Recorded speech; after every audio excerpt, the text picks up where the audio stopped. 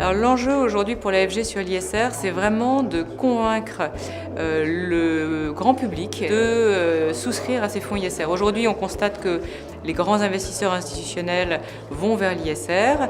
Le grand public, au sens très large du terme, ça veut dire aussi les CGP qui sont des intermédiaires vers le grand public. Donc ça veut dire pousser les réseaux de distribution à beaucoup plus parler d'ISR. Moi, ce qui m'a beaucoup plu finalement dans cette conférence, c'est de voir un intérêt émergent des CGP sur les questions d'investissement socialement responsable. Ça fait des années qu'on essaie de leur en parler, c'est pas si simple. Et je pense qu'ils ont un rôle très important à jouer dans la distribution des produits ISR aux côtés des grands réseaux bancaires habituels qui, eux, commencent aussi, d'une certaine manière, à se mettre sérieusement à l'ISR. Il y a eu aussi des CGP qui ont posé des questions sur l'attente des investisseurs et qui ont fait remarquer que finalement le travail pédagogique à faire qu'on pouvait peut-être redouter n'était pas si important que ça, puisque la nouvelle génération avait une sensibilité à l'ISR qui était prégnante. Donc peut-être c'est sur les générations plus âgées qu'il y a un peu plus de travail. Je pense que l'épargne salariale continuera d'être un vecteur important sur le développement de l'épargne ISR en tant que telle. On voit nous de plus en plus de nos clients, notamment des entreprises privées qui viennent vers nous pour parler finalement de leur dispositif d'épargne salariale. Et souvent, soit ils viennent par conviction de dire finalement, on a vu que les performances de gestion ISR sont moins si finalement prometteuses qu'une gestion classique. Donc ça c'est finalement les premiers intervenants. Et d'autres qui viennent en disant finalement, nos salariés nous demandent finalement de donner du sens à leur épargne. Aujourd'hui, sur l'ensemble de nos actifs ISR, à peu près 50%, aujourd'hui quasiment 50% proviennent du clientèle particulier ou de la banque privée.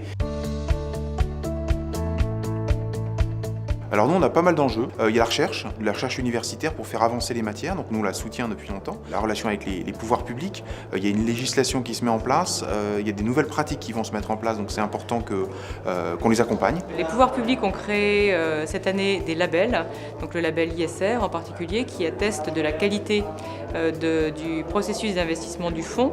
Et donc l'objectif est de rendre ces fonds plus visibles et atteste ce gage de qualité. Des indicateurs seront publiés, une grande transparence sera demandée à ces fonds.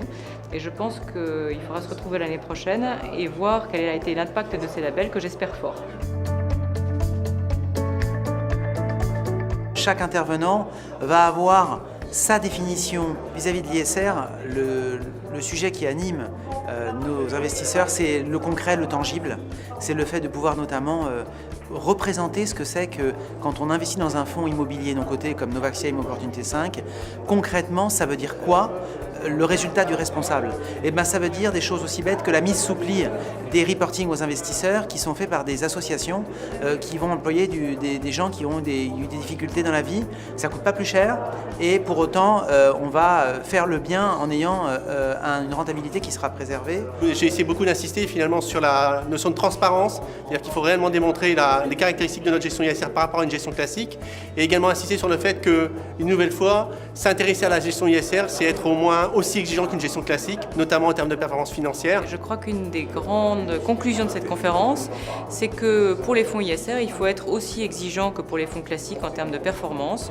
Vous avez des fonds ISR actions, des fonds ISR diversifiés, des fonds ISR obligataires, et la performance à attendre pour un investisseur, pour un épargnant, doit être la même au moins pour les fonds ISR et pour les autres fonds.